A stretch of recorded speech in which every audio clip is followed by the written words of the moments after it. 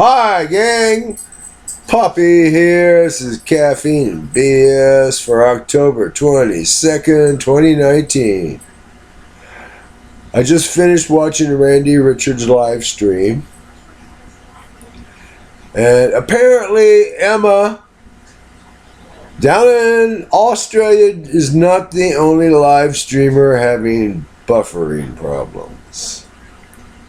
And the live chat lagging and dying.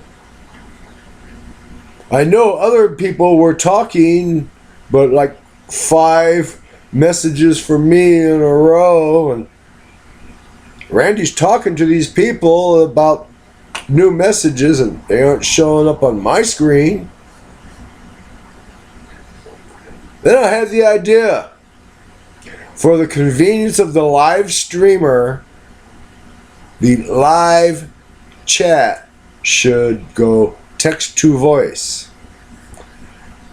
That way, when we're live streaming, we can hear the boos and cat calls and, "Hey baby, shake it,"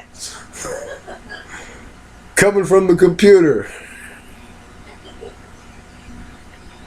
Really live up them live stream events.